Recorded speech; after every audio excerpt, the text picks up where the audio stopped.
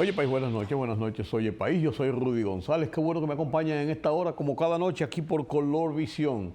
Analizamos los temas de interés nacional e internacional que son noticias en el mundo. El mundo estuvo centrado en las reuniones que se celebraron en la Casa Blanca este lunes, el presidente Donald Trump con Zelensky, el presidente Zelensky de Ucrania, y aparte y después todos juntos con los líderes principales de Europa.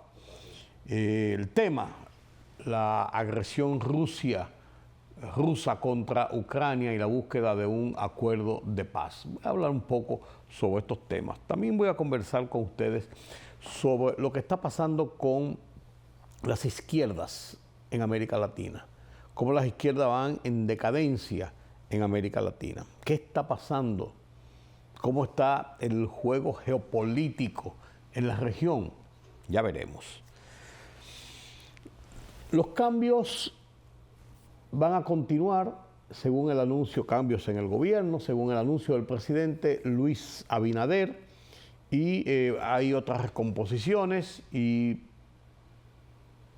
la gente espera, porque la gente, el morbo se mueve, pero también la gente entiende que los cambios producen motorización del ejercicio público.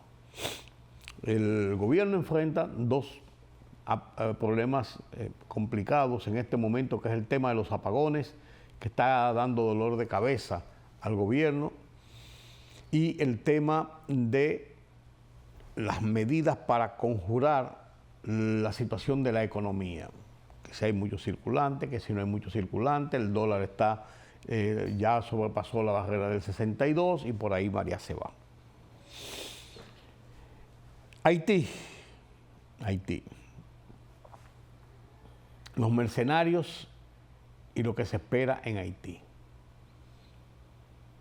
No sabemos realmente. Como dice un amigo mío, cualquier cosa puede pasar. Así mismo es. Estos y otros temas después de la pausa. La Dirección General de Contrataciones Públicas informó que suspendió de oficio 38 registros de proveedores del Estado correspondiente a funcionarios de primer y segundo nivel jerárquico por encontrarse dentro del régimen de inhabilidades previsto en el artículo 14 de la Ley 340-06 sobre compras y contrataciones públicas.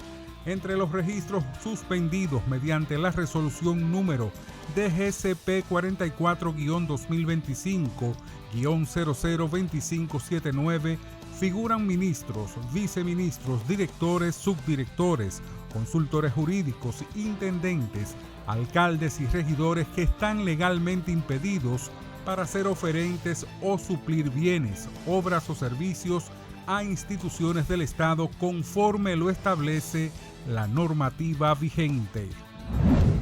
La Dirección Ejecutiva de la Comisión Nacional de Defensa de la Competencia, Procompetencia, inició una investigación de oficio contra 4 empresas proveedoras del Estado por la existencia de indicios razonables de haber incurrido en prácticas de colusión en licitaciones del almuerzo escolar del Instituto Nacional de Bienestar Estudiantil INABI. La investigación preliminar de la Dirección Ejecutiva detectó un patrón de conducta sistemático y atípico a través de 3 procesos que incluyen vínculos societarios entre los oferentes, el uso compartido de los mismos auditores y notarios, así como la obtención de documentos clave como pólizas de fianza y permisos sanitarios con numeración consecutiva y en las mismas fechas, lo cual sugiere una posible coordinación para manipular los resultados de los procedimientos. Yokeiri Coronado de la Cruz y su pareja Jeider Montero Medina, señalados como los presuntos responsables de la muerte de una niña de 7 años en el sector Los Guandules del Distrito Nacional, enfrentan cargos por homicidio, actos de tortura y barbarie, además de maltrato contra menores de edad. Las acusaciones fueron presentadas por el Ministerio Público, que además solicitó prisión preventiva como medida de coerción. La petición hecha por la fiscal Topacio Milagros Suero Sierra del Departamento de Crímenes y Delitos contra la Persona ante la Oficina Judicial de Servicios de Atención Permanente.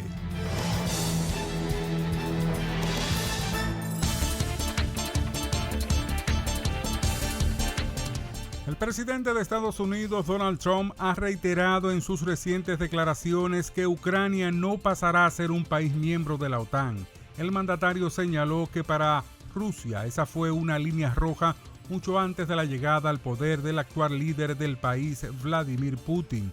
Trump destacó que una de las causas principales del conflicto entre Rusia y Ucrania fue el deseo de esta última de recuperar el control de la península de Crimea, así como de entrar en la Alianza Atlántica. Un barco que partió de Chipre cargado con 1.200 toneladas de suministros alimentarios para la Franja de Gaza se acercaba este martes al puerto israelí de Ashdod en un renovado esfuerzo para aliviar la crisis que se agrava en el territorio palestino, donde los expertos en seguridad alimentaria dicen que se está desarrollando el peor escenario de hambruna. El buque con bandera panameña lleva a bordo 52 contenedores con productos como pasta, arroz, comidas para bebé y productos enlatados. Funcionarios de aduanas israelíes revisaron la ayuda en el puerto chipriota de Limassol, desde donde partió este lunes. Los bolivianos irán a un balotaje tras unos sorpresivos comicios presidenciales que dieron el triunfo a un senador de centro que no figuraba entre los favoritos, aunque sin que obtuviera los votos necesarios para asegurar su victoria en primera vuelta. Paz, un político considerado de centro y moderado, se enfrentará al derechista y expresidente Jorge Tuto Quiroga, quien finalizó en segundo lugar en los comicios del domingo, según los resultados preliminares divulgados por el Tribunal Electoral. Política, economía, sociedad. Los temas del día a día los contamos con claridad y con precisión. Recuérdate que el INTEVI se aumentó a un 18 para bajarlo a un 16. Sí. Una libertad de prensa que ellos no manejan y de expresión. Hay una especie de experiencia frustrada de la OEA en Haití. En Oye País, información veraz, periodismo con valor. Oye País, de lunes a viernes a las 12 de la medianoche por Color Visión. Siempre lo mejor. Periodismo de investigación, columnas, opinión, análisis, reportajes de fondo. Hora por hora, una completa plataforma multimedia. Periodismo con valor. Noticias horaporhora.com.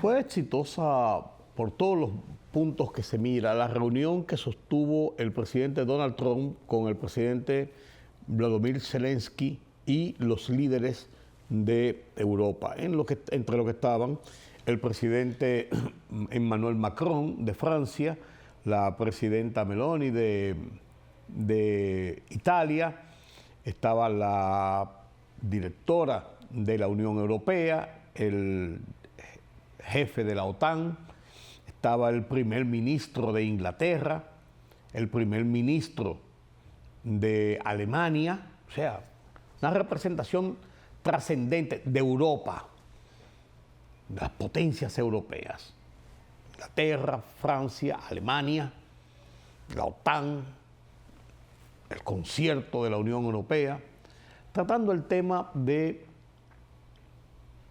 la invasión rusa a Ucrania. Ya el presidente Trump se había reunido con Putin el viernes en la tarde en Alaska y habían llegado a algunas conclusiones iniciales de hacia dónde debía derivar el tema de la guerra, que ya tiene 2 años y pico y 1.400.000 muertos y heridos. Y una Europa en tensión y un mundo en tensión en momentos, sin saber hacia dónde iba a llegar esta situación. Donald Trump se ha empleado a fondo en lograr acuerdos entre Rusia y Ucrania para terminar la guerra. Estados Unidos tiene intereses claros al lado de Europa y uno entiende que más al lado de Ucrania que de Rusia, pero intereses de los Estados Unidos, en fin. Todo el mundo sabe, se habla de la relación del presidente Trump con Putin, una relación de amistad, de buena convivencia, con sus diferencias serias a propósito de la situación de la geopolítica, de la economía, del poder mundial. Todo esto puesto en una balanza indica que lograr concertar una paz, un acuerdo de paz, un cese al fuego, una disminución de estas tensiones en esta zona del mundo, contribuiría enormemente, primero, a la tranquilidad mundial, porque en momentos se ha hablado de la posibilidad incluso de que pudiera haber hasta una guerra nuclear, hasta la tercera guerra mundial. Rusia es una potencia nuclear. En Europa está Alemania, está Francia, está Inglaterra, tienen armas nucleares. Está Estados Unidos, que tiene armas nucleares y que colocó 2 portaaviones, 2 submarinos nucleares en las inmediaciones de la zona de conflicto. O sea, tiene una presencia militar, además de las bases militares que tiene regadas por Europa y Medio Oriente. Pero además de esto, esto sería para Trump una ganancia política. Para Trump y para Estados Unidos. Pero principalmente vamos a verlo desde el objetivo del mundo. Después de la reunión de hace 5 o 6 meses del presidente Zelensky en la Casa Blanca, que fue una reunión desastrosa, bochornosa, donde el vicepresidente Vance se fue de dimes y diretes con el presidente Zelensky, donde Trump y Zelensky tuvieron agrios calificativos y dimes y diretes, donde dice la prensa internacional que Zelensky fue echado de la Casa Blanca, donde dejó un mal sabor para cualquier tipo de progreso y cualquier tipo de una relación de presidente a presidente, salvando las diferencias y los tiempos. Pero hubo una segunda reunión después en el Vaticano a propósito del fallecimiento del Papa Francisco, cuando se reunieron allí muchos líderes del mundo y ellos dos hicieron una parte y se sentaron frente a frente en 2 sillas y hablaron sobre lo que había pasado y hacia dónde iba esto y atinaron a recomponer esa relación deteriorada, por así decirlo. Y el presidente Trump siguió en sus esfuerzos y logró reunirse con Putin. Y Putin trazó algunas condicionantes para entrar en una negociación en firme que lleve a un alto al fuego y después a un acuerdo de paz. Un acuerdo de paz es mucho más amplio, mucho más complejo que un alto al fuego. Un alto al fuego es una ordenanza de parar el fuego, parar las hostilidades.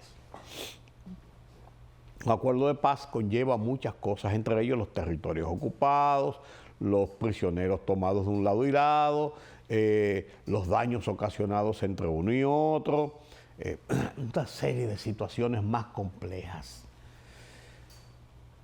Pero esta reunión en la Casa Blanca fue mucho más distendida. Comenzó con la llegada de Zelensky, cuando el presidente lo vio y hizo así, en un gesto como que bien vestido está usted, porque Zelensky acostumbraba a andar con un t-shirt, color verde olivo, símbolo de que están en la guerra, manguita corta, apretadito, chulito. Él dice que es una vestimenta en honor a cómo están vestidos los soldados que están luchando, defendiendo a Ucrania.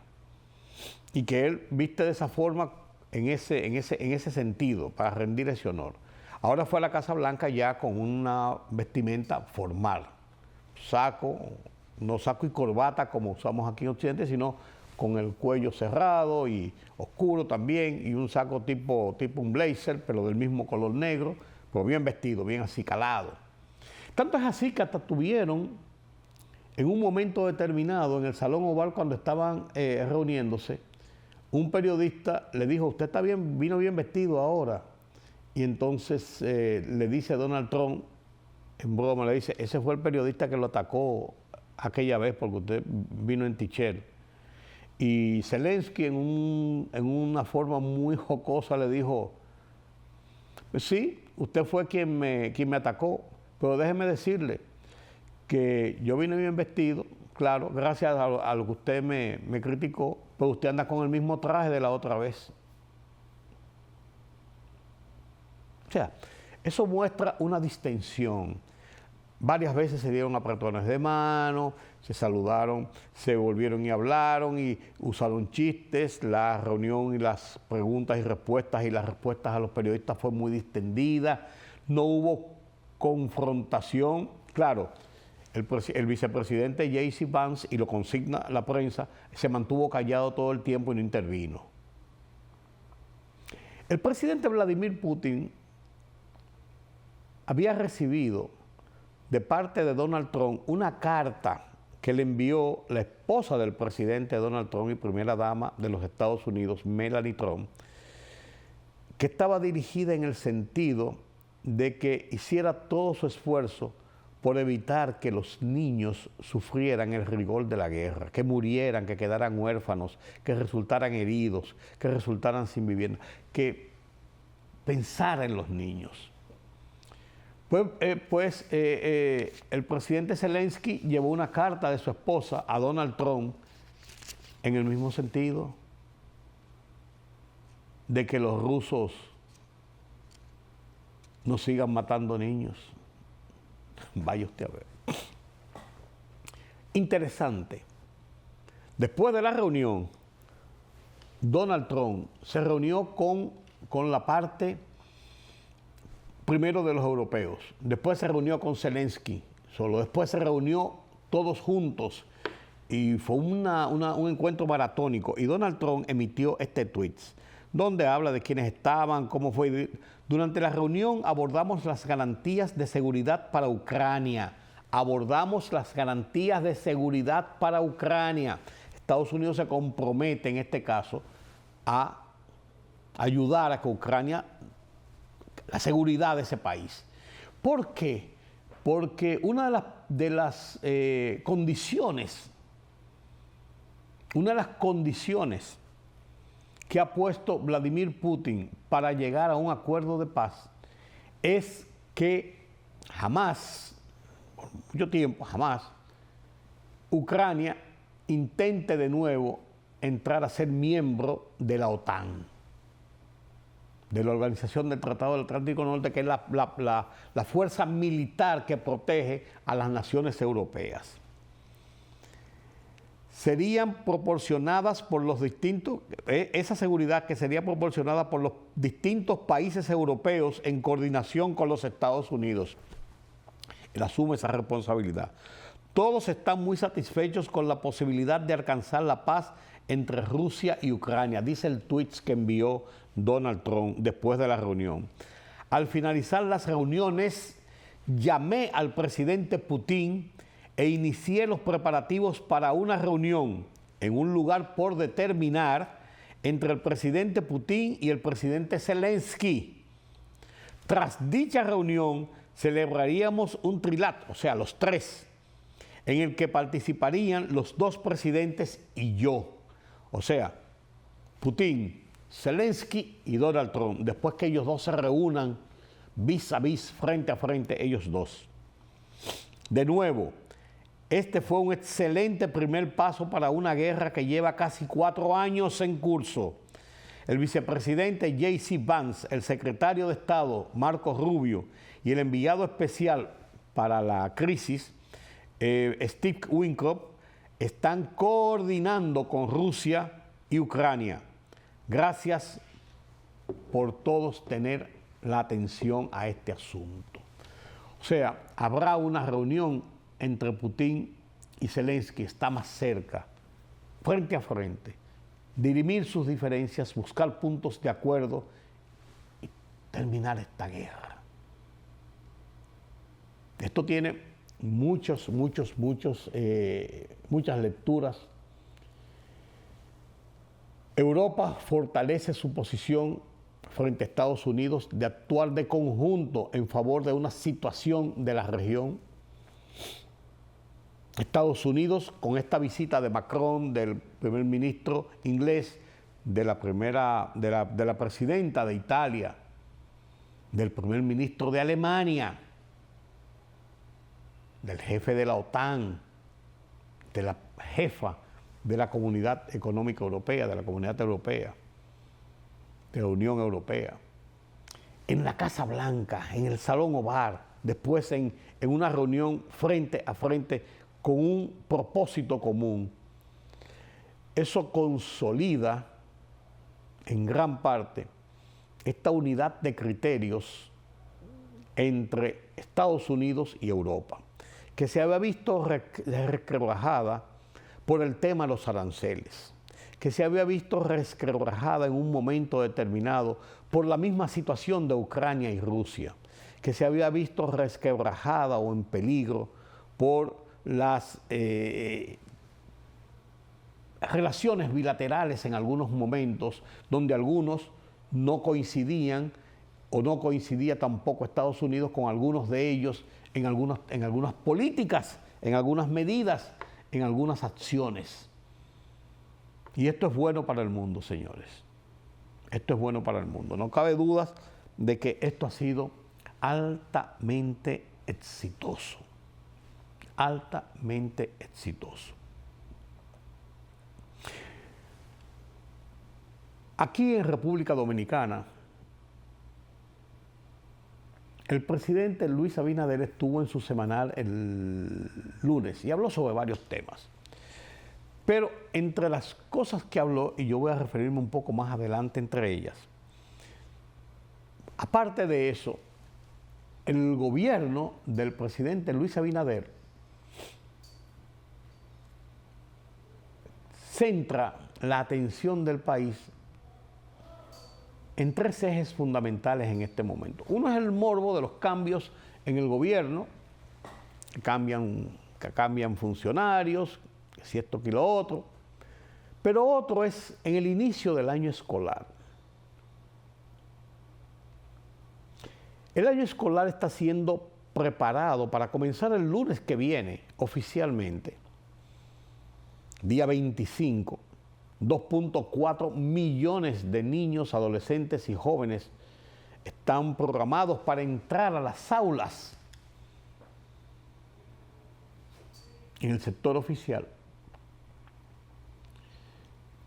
Y el Ministerio de Educación ha estado estructurando todo un gran programa para garantizar que todos los niños que tengan que entrar a las aulas puedan entrar, incluso con algunas deficiencias en la cantidad de aulas.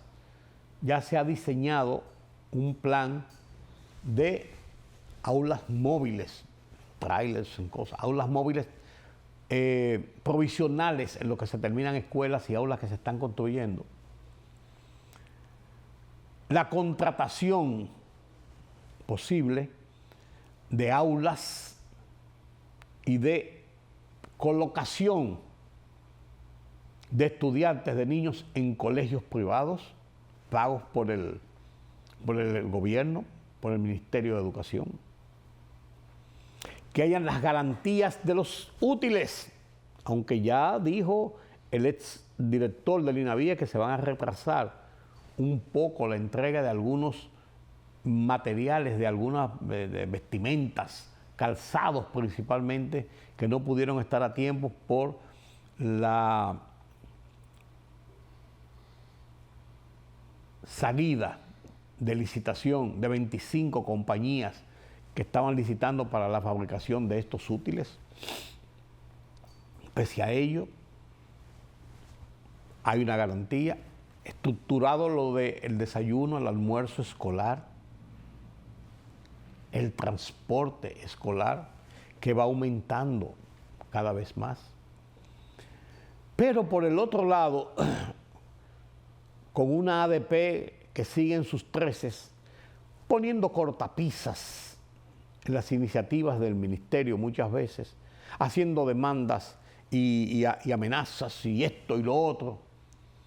Pero eso es algo con lo que tiene que bregar el ministerio y que tendrá que bregar el ministerio toda su vida. Porque en la función de gremio que tiene la ADP, tiene también una función política y de presionar a través de los maestros con la paralización de docencia, que es una aberración, que no debe llegarse nunca a la paralización de docencia, como tampoco a las huelgas médicas. Y los dos gremios son muy dados a estas amenazas y a vivir permanentemente indicando que se van a ir a una huelga y que van a paralizar los trabajos. Pero el año escolar va marchando y se hacen votos porque sea un año escolar exitoso. No cabe dudas, el presidente Luis Abinader se ha enfocado directamente en el año escolar y ha ido 3 veces al Ministerio de Educación a ver cómo va en 3 semanas consecutivas, a ver cómo van los planes, a diseñar cosas aquí, vamos a resolver esto por aquí, vamos a tener esto listo, esto está bien, vamos a hacer tales cosas. Hay una serie de innovaciones, que niños de 3 años ya puedan comenzar a ir a las aulas, antes era 6 años el mínimo, después 5, que se está aumentando el transporte escolar para hacerlo una realidad ya amplia y como parte de todo lo que son los aprestos y los aportes del ministerio para garantizar la entrada, la acogida, la asistencia de los niños a las aulas, que se está poniendo de nuevo como un punto trascendente el tener moral y cívica como una materia. Volver a la moral y cívica, enseñar los principios de la educación, el respeto a los símbolos patrios, a nuestros forjadores de la democracia, a conocer las leyes. Esto es importante. Y está también en observación el tema de los apagones, un dolor de cabeza de la administración de gobierno. No hemos entrado en el lleno del verano, por así decirlo, que siempre o tradicionalmente se justifica el que hayan apagones porque hay mayor consumo, cuando ya tenemos una situación de inestabilidad en no la generación necesariamente, aunque hubo un problema con Punta Catalina, primero una planta y después otra, sino en el suministro, en la recepción de esa energía en los hogares, empresas, en el sector empresarial, industrial, comercial.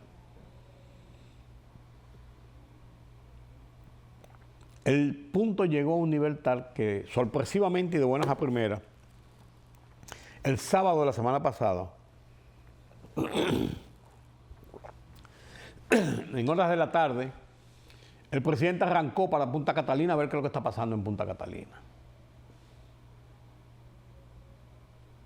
Avisó, vamos para Punta Catalina a ver. Y él fue, se puso un bombo, un chaleco de esos que usan los ingenieros para poder circular y tener una visual de la persona, y recorrió la planta y fue a los sitios donde están la generación, la distribución, qué es lo que está pasando, qué es lo que se está haciendo, ver todo el funcionamiento, y estuvo allí un rato y se sentó y oyó a los técnicos qué es lo que pasa con esto y los cuestionó. Y después de una declaración mostrando la preocupación del gobierno por el tema eléctrico y dando nuevas garantías de que el gobierno esté empleándose a fondo para paliar la situación, para enfrentar el déficit de recepción de energía, para tratar de hacer constante, consecutivo, ese suministro de energía. Y hasta pidió excusas a la sociedad.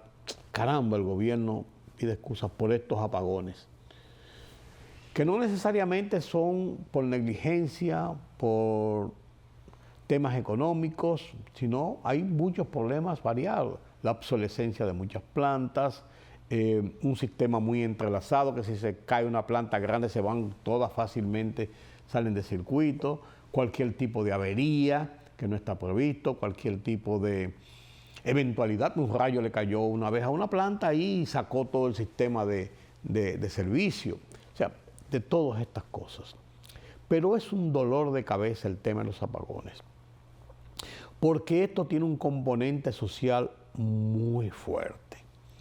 Los apagones provocan que una gente que tiene un abaniquito no pueda dormir en la noche porque el abanico no le funciona y los mosquitos le acaban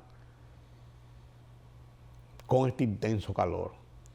No pueden guardar ni siquiera agua fría en la nevera porque no funciona y se convierte en un horno. Usted tiene un saloncito de belleza, tiene un colmado, las cosas se le pudren, se le dañan, la mercancía en el colmado, el salón de belleza no puede operar. Entonces toda esa gente tienen que comenzar a recurrir, los que pueden, en algunos negocios pequeños, a una pequeña planta, una plantita, un inversor, pero eso significa ruido, contaminación del oído. Eso significa contaminación ambiental, los gases. Eso significa costo de combustible y tener una planta y darle mantenimiento. Y eso provoca contratiempos y es un detonante social. La gente se queja y se queja amargamente cuando se va la luz. Este es un país donde la gente aplaude cuando llega la luz. Un apagón y después cuando llega la luz, ¡guau! ¡Qué bueno! O sea, a eso nos hemos acostumbrado. No es un problema de este gobierno ni del anterior, es un problema que viene de siempre, de lejos y de siempre. Pero es un problema al fin. Y el gobierno parece estar empeñado totalmente en solucionar ese problema. Y abogamos porque así sea. Y el tercer tema de amplia discusión en estos días es la situación de la economía. No cabe duda de que el gobierno tiene estrecheces económicas. No cabe dudas de que hay aumentos de precios en artículos de primera necesidad que obedecen muchas veces a dos factores. Aumentos de costos, bien, y otros a la especulación, bien también. Entonces hay que ver cómo se normaliza esta situación, porque tenemos un Ministerio de Agricultura que dice que todo está bien, que ahí la producción es suficiente, que no se explica lo que pasa. Pues los precios están ahí y suben. Y los periódicos los reflejan, las estaciones de televisión los reflejan. No la bullanguería de las redes sociales, no, los medios serios. Pero también se siente mucho en la presión de las tasas de interés bancario, pero también en la presión, y sobre todo es un indicativo para la gente, de la tasa del dólar. Subió sobre los 62 por 1 y dicen economistas y algunos entendidos que va camino al 63 por 1. Y esto genera tensión y mueve mucha preocupación. Por suerte, el turismo sigue avanzando, sigue siendo un factor importante de recepción de divisas y de motorización de comercio y de esa industria tan amplia como es la llegada de extranjeros a visitarnos. Pero también sigue en auge importante las remesas y sigue en auge importante la inversión extranjera y las exportaciones. Esta parte de la economía pareciera estar cubierta y representa un punto importante, pero hay déficit. Hay déficit y el gobierno tiene apuros económicos, no cabe dudas. Y esto preocupa a la gente por la visión del presente y el futuro inmediato. ¿Hacia dónde vamos? ¿Cómo vamos a conjurar esta situación? Tendremos un tiempo de respiro, no de abundancia y de vacas gordas, pero sí de movimientos equilibrados que nos permitan con la fuerza laboral poder cubrir las necesidades mínimas. Son preocupaciones que enfrenta el país y que enfrenta el gobierno y que uno apuesta y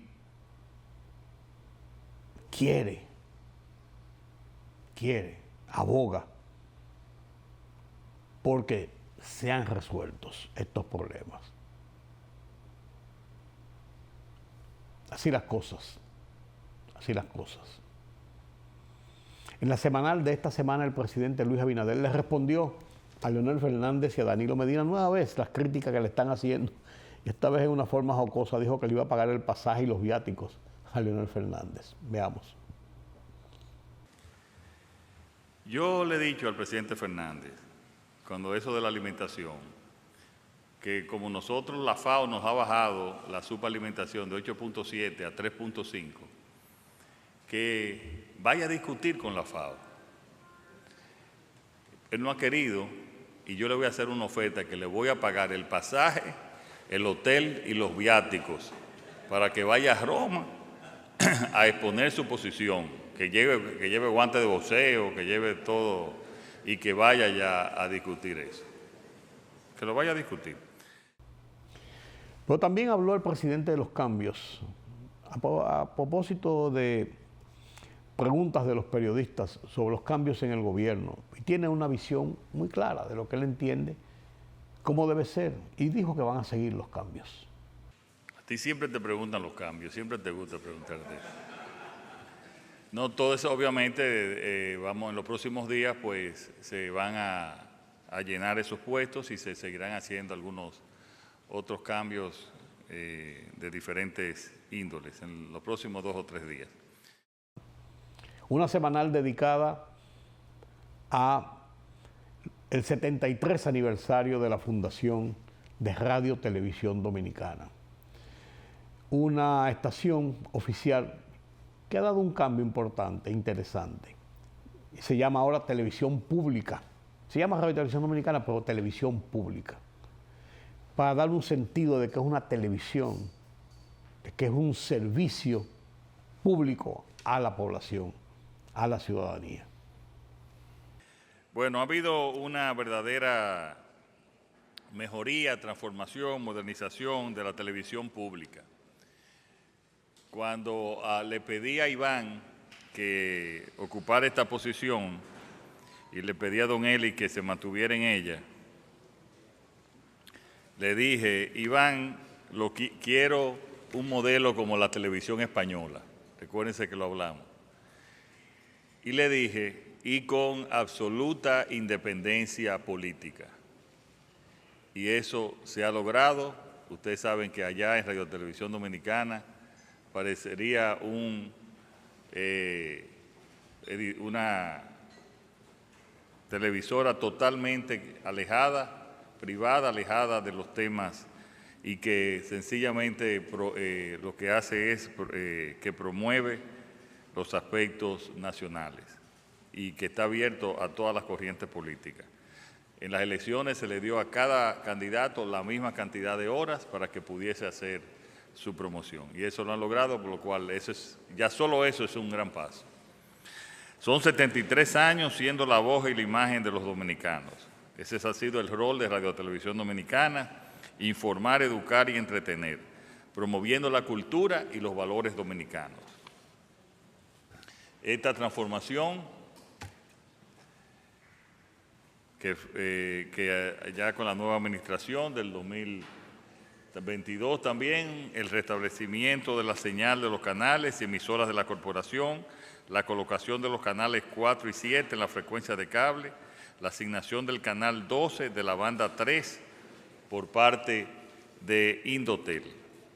Y en los primeros pasos de intervención de esta administración, la implementación de un ecosistema tecnológico moderno y robusto, sustentado en soluciones de la marca Fortinet. Los equipos cuentan con licencia oficial, lo que asegura soporte técnico y actualizaciones continuas. Reestructuración completa de la red de datos, tanto a nivel físico como también lógico. Del mismo modo, la modernización de la infraestructura y equipamiento, remodelación y equipamiento de estudios, equipos para producción, edición, postproducción y animación, construcción del primer y único estudio para programa infantil del país, Topitok, construcción por primera vez de un estudio y escenografía para la central de noticias, diseño y construcción de una estación para cada transmisión de nuestras señales, RTVD Canal 4, TV Quisqueya, Canal 17, RTVD Internacional, Radio Televisión Dominicana Internacional, y relanzamiento de nuestra página web Radio Televisión, rtvd.gov.do, con una plataforma de streaming integrada. Tenemos los equipos para los estudios, modernas cámaras, Ikegami, Hitachi, Sony, receptores de video streaming, iluminación completa en LED, diseño y construcción de las escenografías de los diversos programas, instalación de una estación satelital terrestre completa, la modernización de los contenidos, esos programas que ya también mencionó y que podemos ver, Topitok, 2 veces ganador del Premio Soberano. Yo creo que Radio Televisión Dominicana tenía mucho tiempo que no ganaba. Bueno, señores, gracias de nuevo. La verdad que para nosotros es un lujo contar con don Eli, contar con Iván dirigiendo esta emisora que es del pueblo dominicano.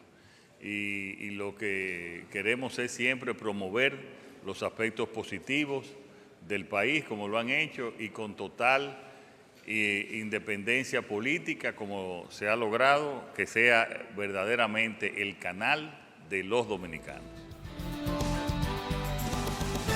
La libertad solo reside en los estados en los que el pueblo tiene el poder absoluto. Por el respeto a los valores democráticos y la dignidad del pueblo dominicano, El Rumbo de la Tarde, plural, objetivo, comprometido siempre con la verdad. Con Georgie Rodríguez, Rudy González y Ramón Colombo. Los poderosos ya están en el aire.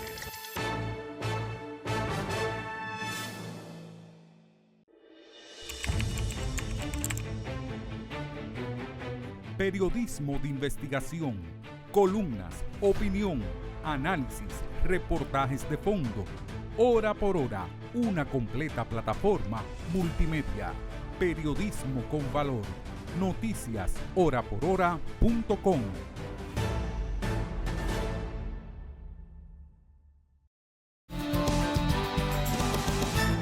Gracias por continuar con nosotros aquí en Oye País.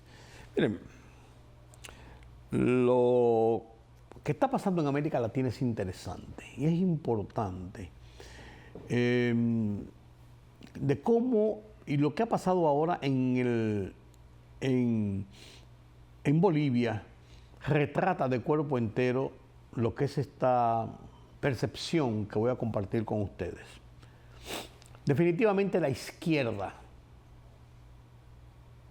en América Latina está en decadencia y cada vez más restringida.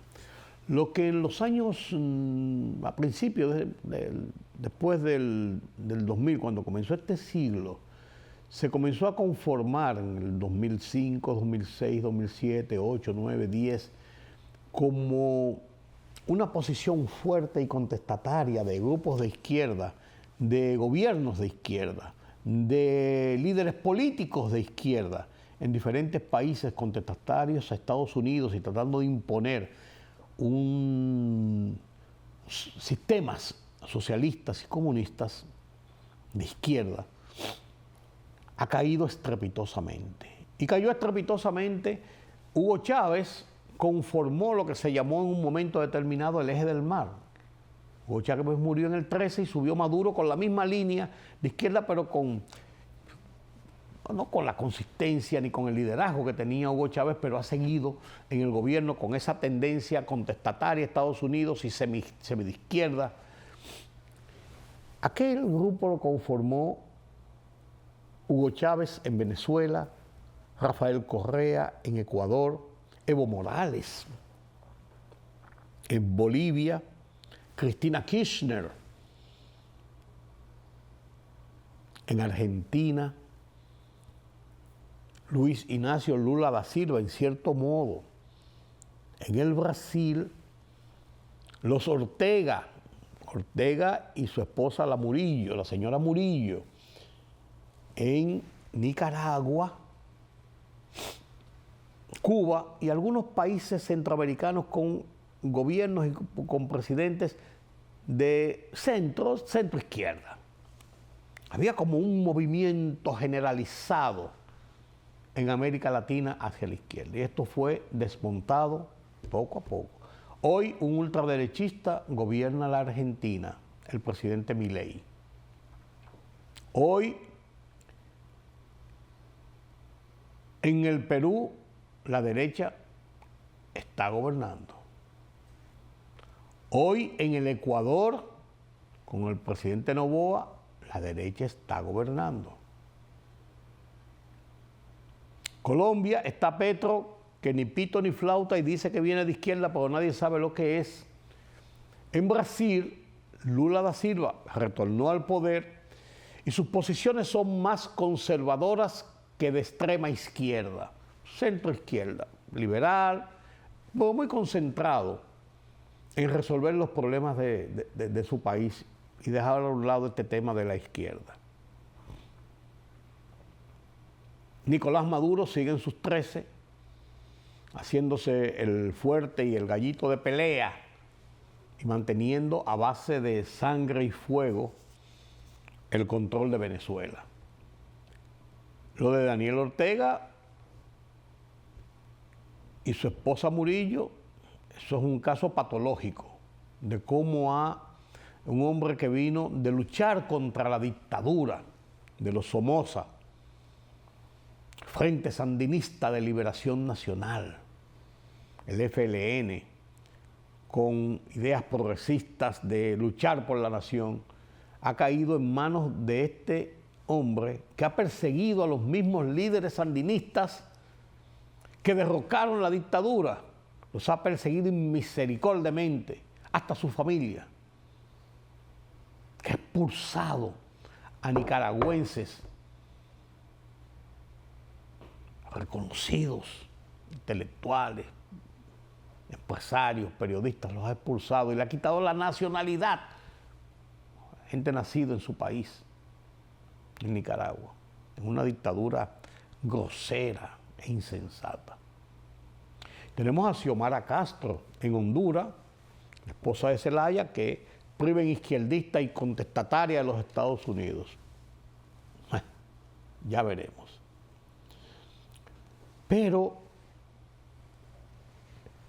la América Latina ha ido variando, ha ido cambiando. La última claridad de ese giro a la democracia de nuevo lo está dando Bolivia con la salida definitiva de Evo Morales, o por lo menos en este momento de Evo Morales, pero de la estructura política de izquierda del movimiento MAS y del movimiento País Libre, que también dirige. 3% en las elecciones del domingo pasado. Y 2 derechistas se van a disputar el 19 de octubre en segunda vuelta a la presidencia. No hay opción ni cabida para la izquierda en Bolivia. Mientras tanto, en el Perú es uno de los países que tiene la situación más seria. Señores, hay 5 presidentes. 5 presidentes. 4 de ellos presos. 1 en investigación, uno que murió y otro que se suicidó.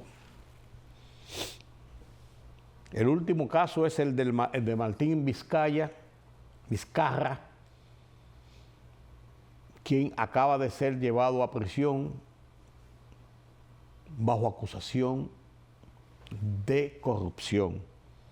Pedro Castillo, que surgió de ser izquierda, populista, que sé yo cuánto, persona que no conocía ni entendía nada de lo que era la gobernanza de un país, surgió por estos dislates de los pueblos que se ven atrapados y no tienen a quién escoger. Un discurso bonito, populista, y está siendo enjuiciado por uso abusivo del poder. A Alejandro Toledo le metieron 20 años de prisión por corrupción. Ollanta Humala, preso por corrupción. Pedro Pablo Kuczynski, PPK, en un proceso de juicio por corrupción. El primero fue Alberto Fujimori, quien estuvo preso desde el 2007 por corrupción y uso abusivo del poder y murió apenas saliendo de la cárcel, porque ya estaba desahuciado después de transitar los peores tormentos de la cárcel en su país, en el Perú, e incluso en el exterior, en Francia. Y Alan García, en el 2019, cuando fueron a arrestarlo en un proceso de investigación, se pegó un tiro. En su propia casa, en el momento en que fueron a arrestarlo, dijo: voy a la habitación a cambiarme, y se pegó un tiro. País que vive en una desgracia. La clase gobernante, bueno, yo te voy a decir una cosa, yo no sé cómo alguien quiere optar por ser presidente de Perú, porque ¿qué presidente en el Perú tiene un pie en la presidencia y un pie en la cárcel? Y no es que cuando salen de la presidencia, sino que muchos de ellos en la misma presidencia los sacan acusados por corrupción. Porque tienen un sistema, este sistema de que el Congreso lo puede destituir y él puede cerrar el Congreso, y cuando viene a ver hay una debacle y nadie gobierna. Hay una ausencia de poder. Eso estamos viviendo en América Latina. Y cuando vivimos esas situaciones en América Latina, Centroamérica es un mar de problemas. El Salvador, ustedes ven lo que está pasando en El Salvador, que Bukele está en su gloria en El Salvador con esta situación de la persecución contra la delincuencia, pero ¿qué tiempo se va a sostener esto? ¿Cuánto eso va a durar? ¿Qué tiempo estará Bukele en el poder? ¿Por vías democráticas o por la fuerza en un momento determinado? Nicaragua está en esas 13. Honduras con la señora Castro. Guatemala está luchando ahí un presidente que no quería ni siquiera dejarlo instalarse en el poder. Costa Rica, que siempre ha sido un país diferente, pues está viviendo problemas tormentosos también en su vida política. Entonces, cuando Haití, ya vemos lo que está pasando. Cuando uno ve este tipo de panorama, Boric está más o menos tranquilo en Chile, pero hizo un giro dramático de la izquierda a la que él llegó, y hoy Boric es un hombre de centro, más conservador que una hoja de plátano. Tranquilo. Entonces, esa situación, cuando nosotros la vemos en América Latina, que no decir del vecino Haití, eso es otra cosa. Nosotros debemos, señores, fortalecer y seguir fortaleciendo nuestro sistema institucional, nuestra democracia. De tener líderes que, aunque se digan cosas y cometan errores y hayan pasado por la presidencia y ahora lo encuentran todo mal, lo que sea. Cuando tenemos un presidente que decidió motu propio no continuar en el poder más allá de su mandato, que es abierto, muy abierto con todos, con la sociedad, y que trata de encauzar el país por los cambios necesarios. Cuando vemos la estabilidad política que hay en República Dominicana, la estabilidad social que hay en República Dominicana, la situación de la economía en lucha continua pero pujante a la solución de los problemas en República Dominicana, no tenemos otro camino que fortalecer este sistema democrático. Gracias a Dios aquí no hay luchas ideológicas de grupos de izquierda que, como en aquellas épocas después del 66, trataron de imponer a sangre y fuego situaciones como las que vivió Centroamérica, liderados por Cuba y asusados por Cuba y la Unión Soviética. Para tratar de derrocar los gobiernos legítimos y constitucionales. Esas oportunidades que tenemos de venir, por ejemplo, cada noche aquí, y yo decir lo que yo entiendo, lo que yo pienso, lo que yo creo, y otros también hacerlo, nos indica a nosotros lo preciado que debe ser el ejercicio de las libertades y de la democracia. Nuestros vecinos nos dan el ejemplo de lo que está pasando en todos estos países y de lo que han pasado. Así debe ser. Gracias por haberme acompañado en este conversatorio aquí en Oye País, Color Visión, como cada noche a esta misma hora. Los convoco para mañana nueva vez. Yo soy Rudy González.